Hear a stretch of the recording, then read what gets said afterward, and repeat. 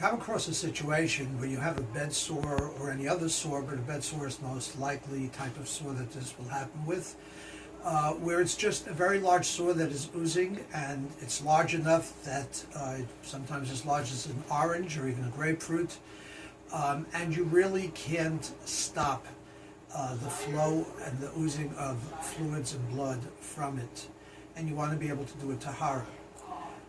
If you have the ability to, first of all, clean around the area and pack the opening, regardless of what you do afterwards, but try to pack it, particularly with cotton or web roll, specifically web roll, and if necessary, you can put mancels on the web roll and try to insert the web roll into the opening itself so that you are pushing it to the very end of the sore on the inside, which is really where the blood and the fluids are coming from. So you want to package, you can roll it so that it's round and insert it with the mancels on it so that you enclose the entire inside with web roll. However, you certainly are not going to be able to dress the body in that condition because it will ooze and dirty the tachrichim very heavily. Besides that, chances are that you never know if it'll bleed in any case, and to do a tahara, particularly if you're going to put her in the mikveh, or put him in the mikveh, or if you're going to even put boards under and put pressure on that area, there's a very strong possibility that you're going to lose blood. Therefore, you have to cover it. So after you've packed it in the way in which we described, it would probably be a very good idea to cover it. And the first choice, I would say, would be to use Tegaderm. If you have a pad of Tegaderm, and these are different sizes that they come in, but even the larger of these sizes may not be large enough to cover that large an area.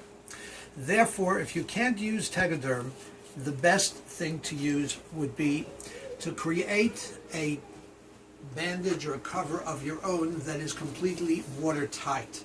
And the way in which to do that would be to take a blue pad like this, open it, and cut the blue pad to size.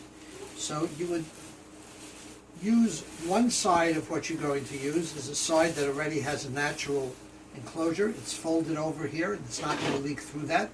And then I would cut alongside it to whatever size you're going to need, with the understanding that you're not going to have the full use of it, but a good part of it.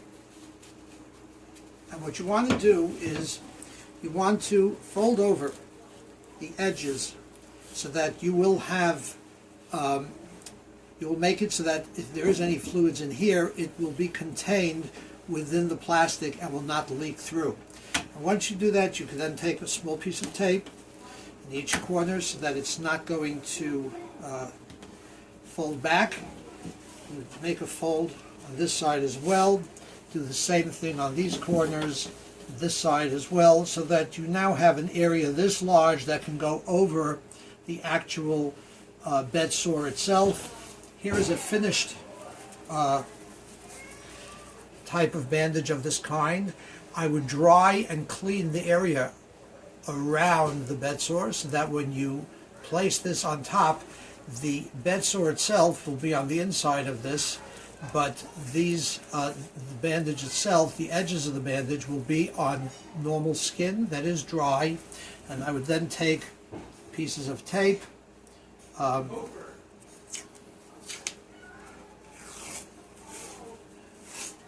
tape that we generally recommend is very worthwhile because it's very flexible and malleable, and I would take pieces of tape long enough to be able to